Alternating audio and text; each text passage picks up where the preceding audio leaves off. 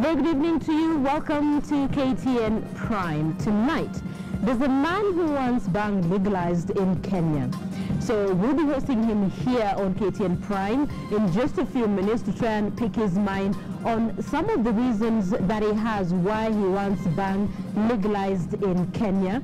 And of course, he's here in studio with me. I'll introduce him in a bit when it comes to that interview. He's a researcher, Gwada Ogot, and he has so many reasons why he wants bang legalized in Kenya. Yes. All right, so we'll talk to you in a few minutes, okay? So also tonight on KTN Prime, we'll be talking about the news that has been doing rounds on social media on NASA's flag bearer, that apparently that committee that was tasked with coming up with the flag bearer has come to some sort of conclusion. That may not be the case. We'll tell you why. I'm Linda Gutu. This is KTN Prime. Let's first take a look at our highlights.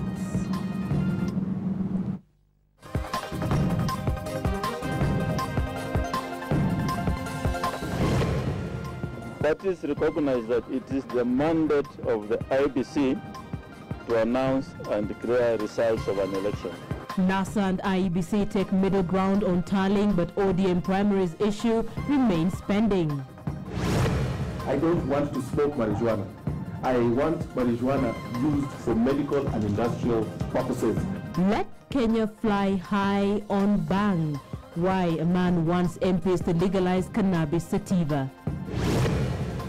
Sasa nimehusia watoto, nikaambiwa watoto wote wamekufa. Tragedy in Kiserian as 4 children burned to death in a locked house. And 2 brothers get 10 years in jail for forcing a woman to drink her own urine.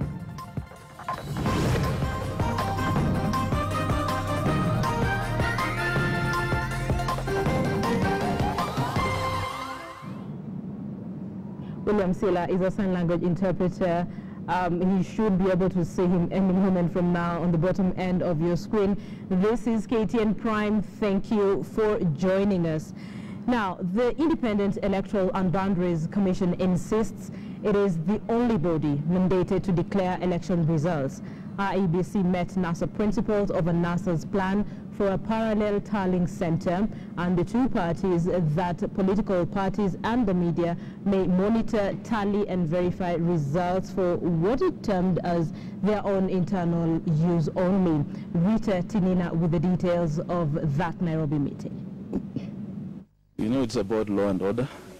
Now, if somebody announces results which are not correct, you know it's a recipe for chaos. After the Independent Electoral and Boundaries Commission dismissed as illegal a plan by the National Super Alliance to set up an election results tallying center, NASA principals honored an invite by the IEBC to discuss the issue. For over 1.5 hours, the parties engaged in talks at the IEBC headquarters, trying to find common ground on the matter. After what the IEBC termed as fruitful discussions, they were agreed on one thing. Political parties and media may monitor, tally and verify the results for their own internal use. But monitoring, tallying and verifying, the IEBC says, is as far as it should go. It is the mandate of the IEBC to announce and declare results of an election. The setting up of parallel tallying centers by political parties is not a new phenomenon. Jubilee had one such center during the 2013 general election. The IEBC and NASA talks also delved into other issues, including the audit of the voter register. The IEBC says KPMG, which will conduct the exercise, will engage stakeholders on the process. Rita Tinina, KTN News.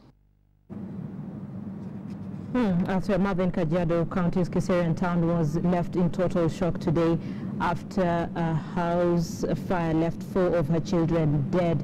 Ruth Wangari had just left her Maloi village house at 12 noon to purchase vegetables for lunch for her children. Her stove was on with a pot full of boiling water to prepare ugali. The badly burnt bodies of the 4 children, aged between 1 and 6 years, were found in what used to be their parents' bedroom. Neighbors said the fire spread too fast, frustrating their efforts to pull out the children.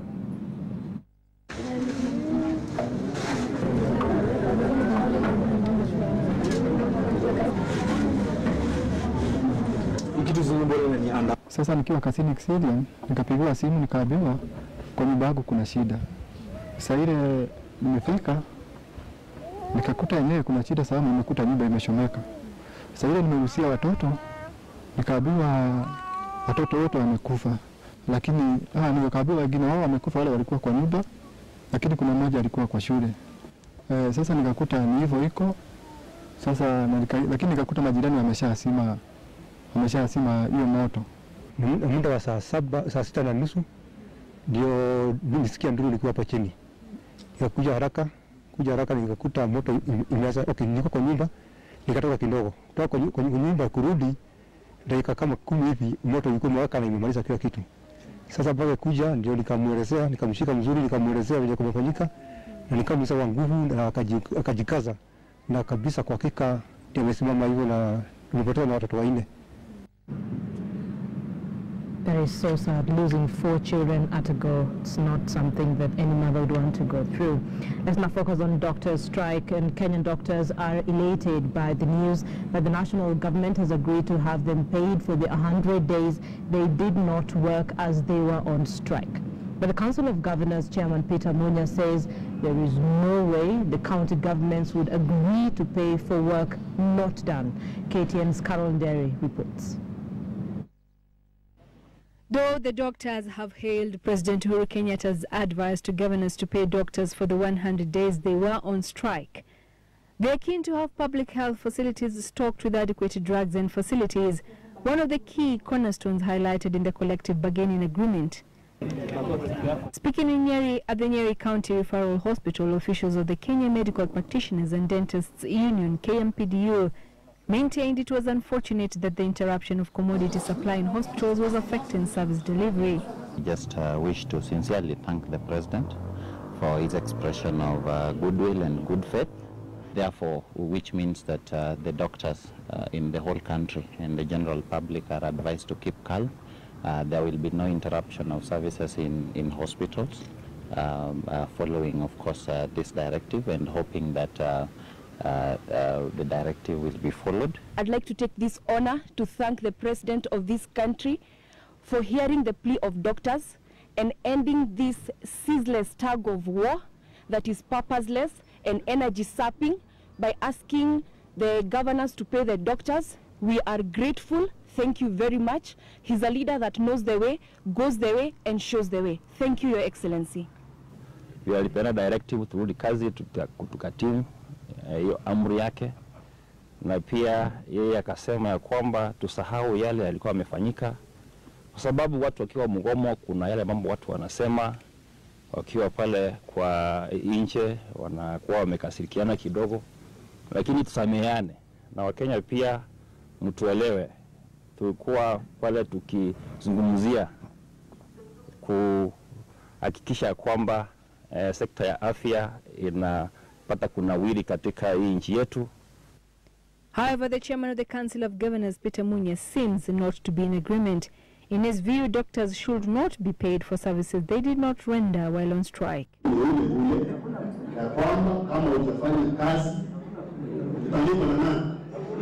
Mimi sitaenda huko sasa kujibu maswali ya vile nilipo mtu ambaye hakufanya kazi.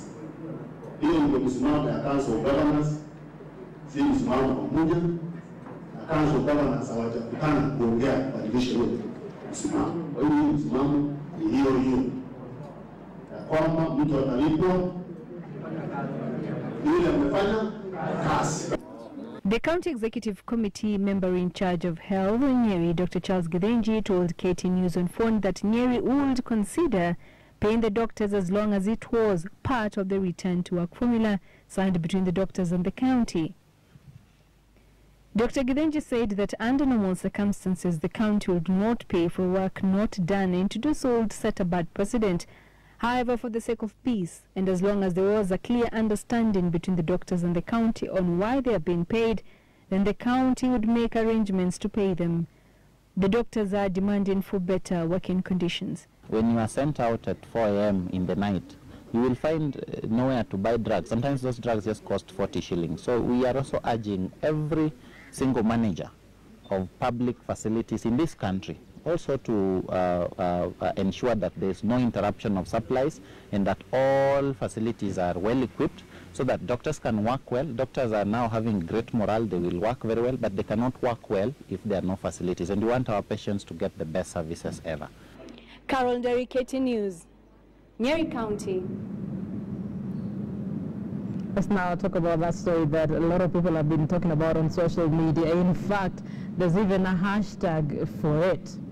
A man has petitioned the Kenyan Parliament to legalize bang for medicinal and industrial use. Researcher and political analyst Gwanda Ogo told the Senate Committee on Health that industrial cannabis offers Africa a valuable raw material base that would transform the continent from a net consumer of imported goods and commodities to a net producer and exporter. Patrick Amimo now tells us why this man believes Kenya can use bang to climb higher on the ladder of exports.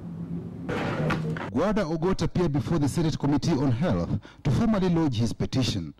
Gwanda wants a law enacted to decriminalize bang and give amnesty to all people jailed for cultivation, possession, usage, transportation and sale of bang.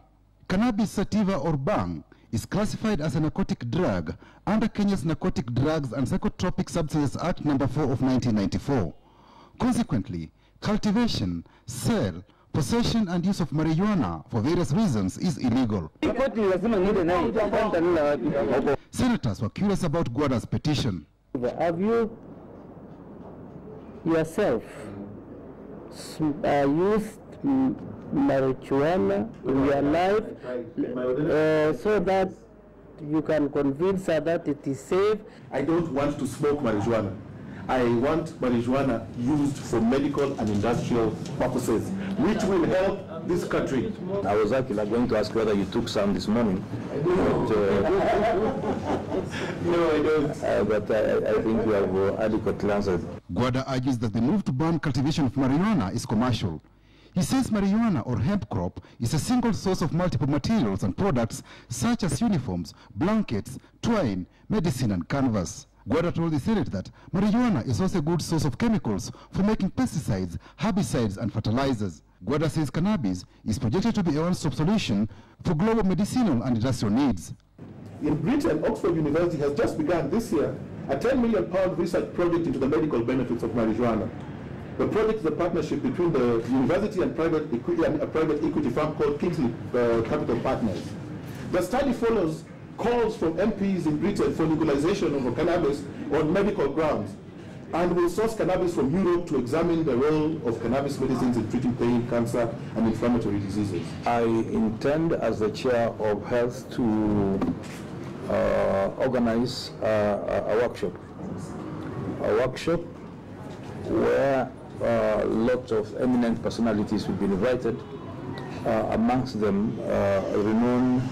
Thank you so much for joining us on KTN Prime. Just watching that story by Amimo. First of all, you said there are things you need to clarify, the things you need to record. Yes. One is the packaging. The whole packaging, as you have put it, is about a cigarette to be smoked. My petition is pegged on industrial and medical purposes. Leisure is just a byproduct of it. This has nothing to do with leisure. And it's unfortunate that what we're dealing with here is perceptions based on ignorance rather than any tangible fact in terms of this issue. And for that purpose, I have written a book on 101, the whole story about cannabis and the background and everything from every perspective. And that book is ready. I've already given a project to the committee, and the book will be out, I think, in a couple of weeks. Okay, let me ask you first of all, what sort of reaction have you received since you came up with this? Overwhelming, actually. Surprised, but overwhelming, because everybody's been asking, get it done, but how do you want to do it? But I said it's just based on knowledge. A lot of these laws were based on ignorance. There is no African community that petitioned the Kenya government at any time in its entire life to ban cannabis. This was a foreign-based thing, and it likely comes, you can see, from a set of things. Whatever there is value in, the West attempts to control.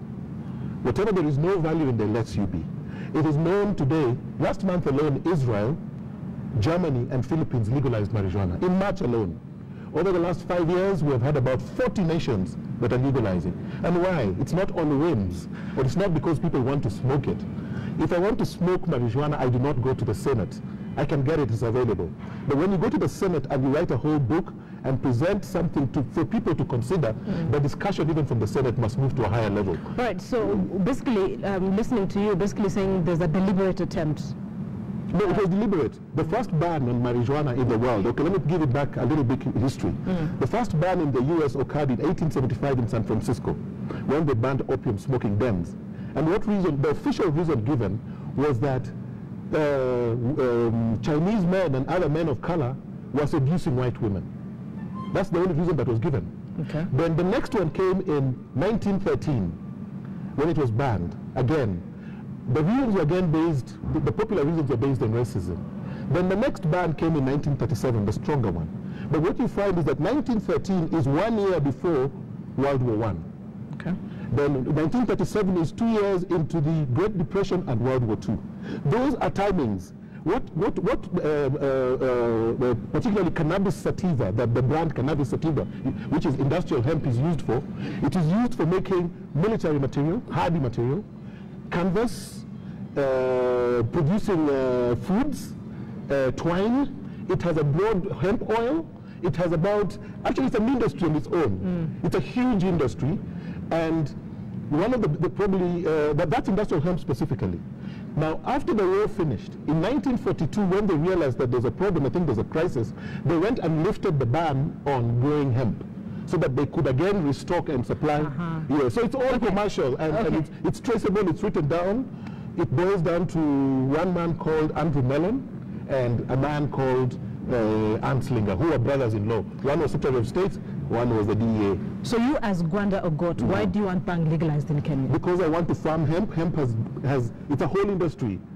I want to farm hemp. Hemp doesn't need, or marijuana doesn't need pesticide, fungicide, herbicide. It grows hardy.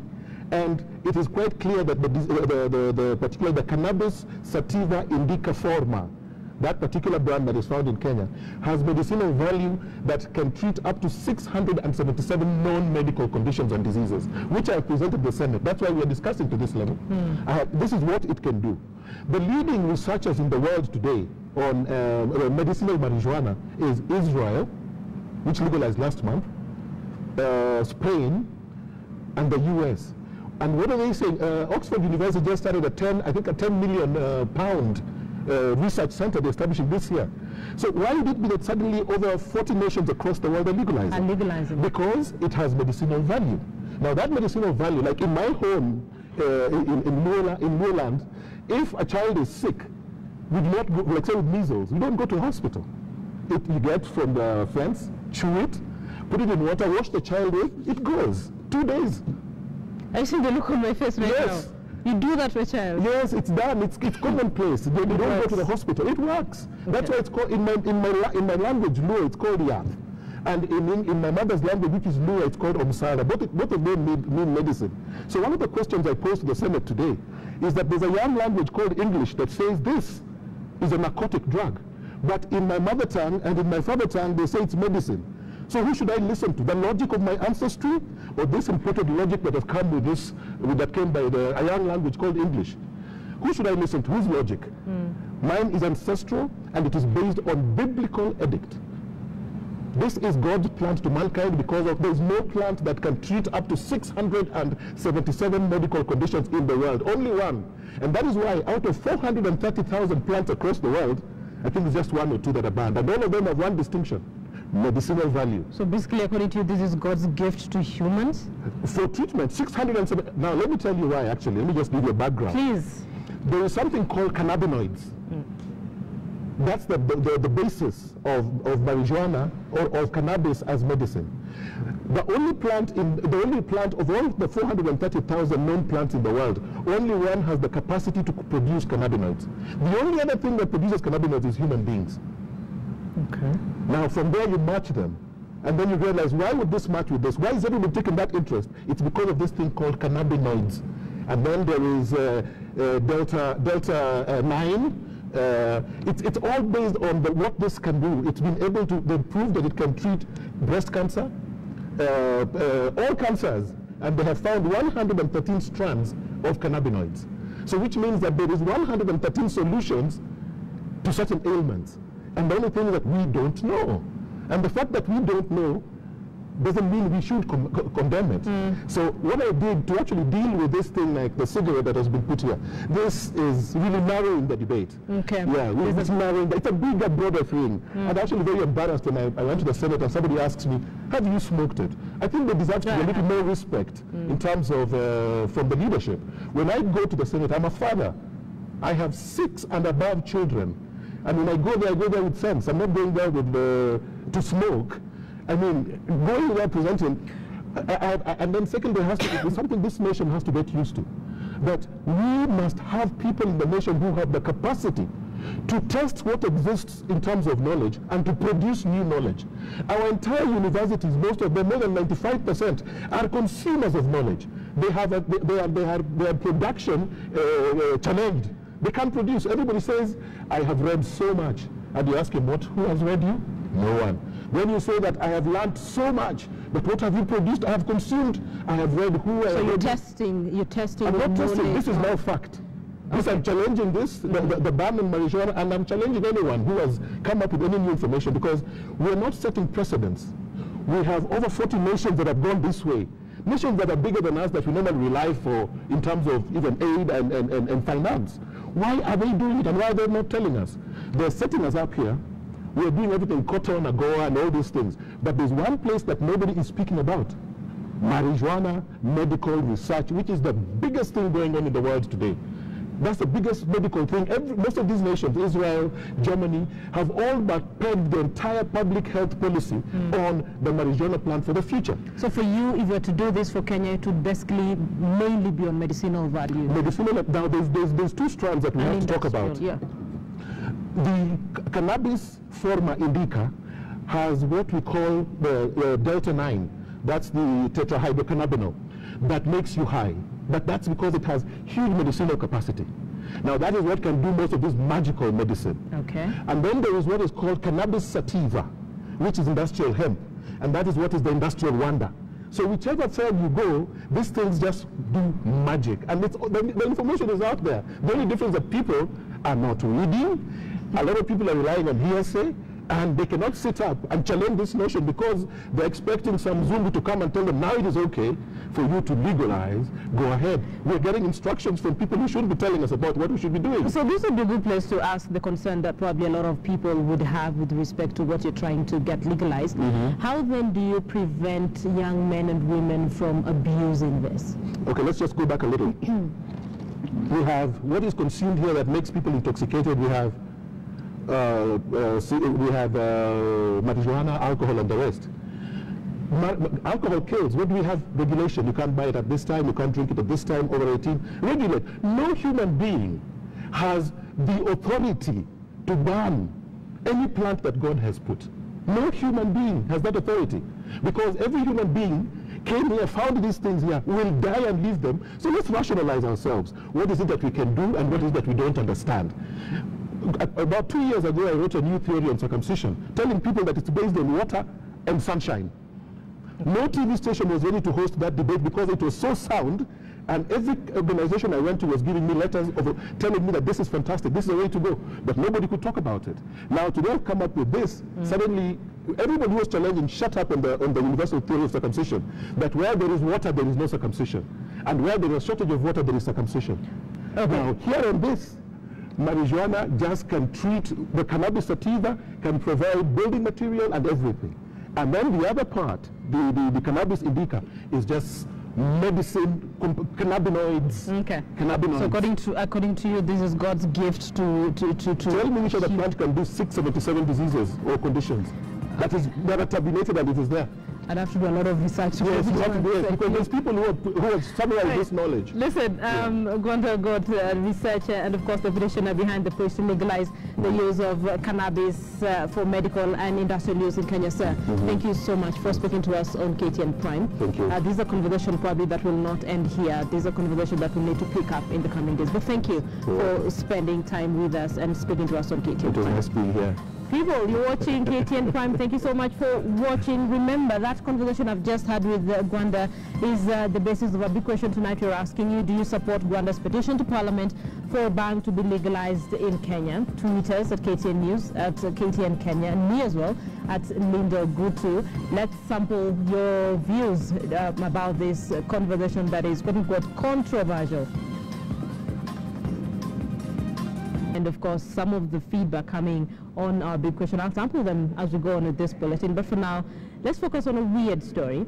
Alberto Fluvio, Polio Stefano, and Mario Mele, 3 Italian fugitives who were arrested in Kenya on suspicion of drug trafficking, have been extradited back to Italy. Hussein Mohammed now reports on how the suspected drug barons operated the Kenyan coast. All right, we're still working on that story. Let's see if Hussein can get us that story of the men who have been extradited to Italy.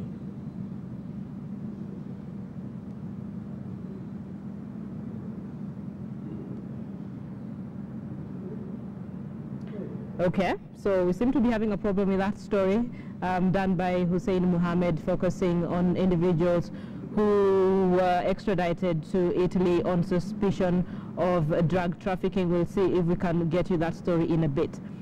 Okay, so imagine if you feel sick and there was no antibiotic whatsoever that could treat you.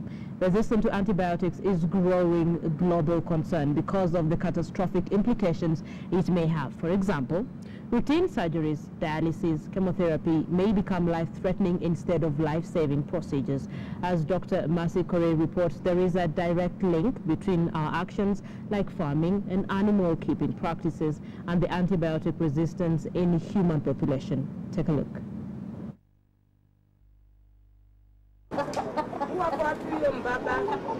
Most of us do enjoy a sumptuous meal of chicken anytime. What we may not realize is that what the chicken is fed on may cost us our health. These include antibiotics used on the poultry. Bernard Kabu is a poultry farmer in Githurai whose preference is on indigenous chicken because of the minimal use of medicine. Most of them are free from medicines. Those that can harm your body, they can add some, what they say, medicine are not good for your body. You yourself as a farmer, you're not a doctor. You can diagnose a certain disease, but you're wrong. The signs that you read, you're wrong. So you go to the veterinary, you buy a certain medicine, but once you come to administering to them, it is not the right medicine. Experts agree. Any person is keeping chicken or is keeping animals, you find that there is no thought about the antibiotic they are going to use. Eventually, you find that those are the foods that are being used by human beings, and therefore the resistance that is created at the animal level is transmitted to humans.